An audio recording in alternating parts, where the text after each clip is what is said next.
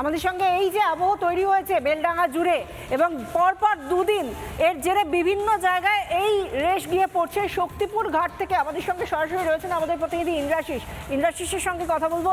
ইন্দ্রাশিস, এই মুহূর্তে ছবিটা একটু তুলে ধরো আমাদের সামনে, কি চলছে, কি অবস্থা, আর কতটা সময় ধরে এই অরাজক পরিস্থিতি আজ?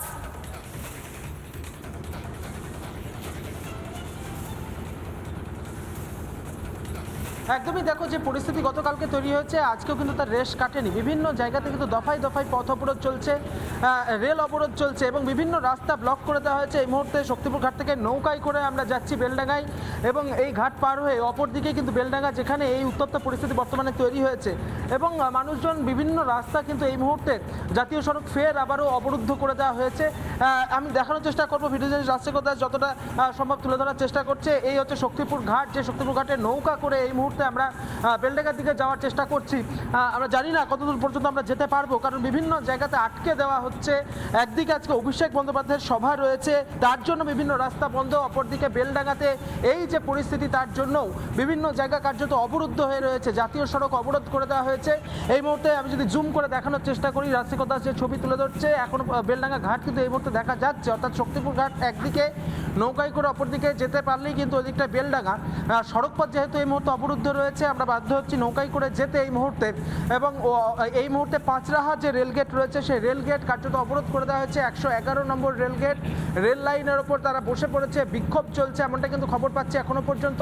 হুমায়ুন কবির তিনি ঘটনাস্থলে পৌঁছন, তাকে ঘিরে বিক্ষোভ দেখাতে শুরু করা হয় এবং তিনি অবরোধ তোলার কথা বলতেই কিন্তু নতুন করে এই সমস্যা কিন্তু আবার তৈরি হয়েছে। স্থানীয় বাসিন্দাদের পক্ষ থেকে যেটা জানানো হচ্ছে, সকালবেলাতেও আমি বেলডাঙ্গাতে যেখানে ছিলাম, সেখানকার বাসিন্দারা বলছেন যে এই বাংলাতে কাজ নেই, সেই কারণে তাদেরকে বিভিন্ন জায়গাতে ভিন রাজ্যে গিয়ে কাজের জন্য যেতে হচ্ছে এবং সেখানে গিয়ে মৃত্যুর মুখে পড়তে হচ্ছে বলে একেবারে স্পষ্টত অভিযোগ করা হচ্ছে। এবং সেই দাবি তুলে, অর্থাৎ বাংলাতে কাজের দাবি, এই দাবি কিন্তু এখন তোলা হচ্ছে। তবে এখনো পর্যন্ত তাদের পক্ষ থেকে বিভিন্ন জায়গাতে বিক্ষোভ চলছে। আমরা চলে এসেছি বেলডাঙ্গা ঘাটের কাছে। শক্তিপুর ঘাট থেকে এইভাবেই নৌকা করে কিন্তু এই মুহূর্তে যেতে হচ্ছে, কারণ সড়ক পথ কার্যত বিভিন্ন অবরুদ্ধ করে দেওয়া হয়েছে, রেলপথ অবরোধ করে দেওয়া হয়েছে। ফলত এখন যোগাযোগের মাধ্যম বলতে গেলে এই জলপথ, এই নৌকায় করে মানুষজনকে যাতায়াত করতে হচ্ছে। আমি দেখানোর চেষ্টা করবো মানুষজন ধারা রয়েছে। এবং দিদি, আপনার বাড়ি কোথায়? আমি সাথে। আচ্ছা, ওইদিকে কি পরিস্থিতি কিছু শুনেছেন?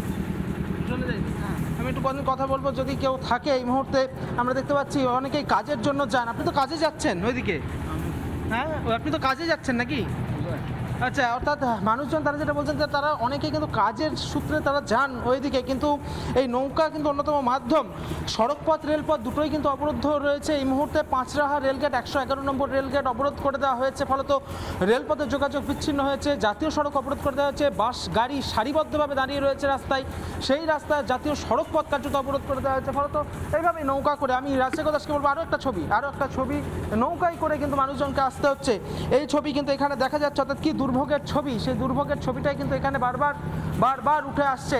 তুমি দেখতে পাচ্ছ নৌকায় করে একেবারে গাড়ি নিয়ে, টোটো নিয়ে মানুষজন তারা কিন্তু আসছেন, খেয়া পারাপার করছেন। জলপথকে এখন অন্যতম মাধ্যম হিসেবে যাওয়া হচ্ছে।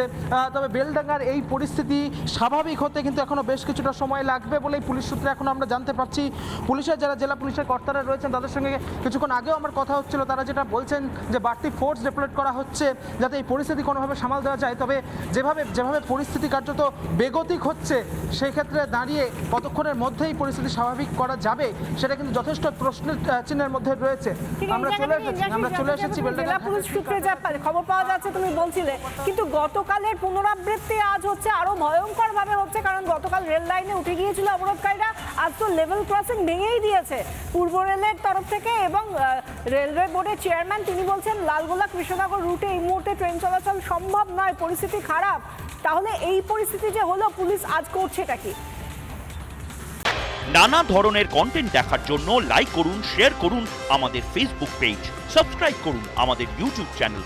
পাশাপাশি অন্যান্য ব্রেকিং নিউজের জন্য অবশ্যই চোখ রাখুন রিপাবলিক বাংলায়।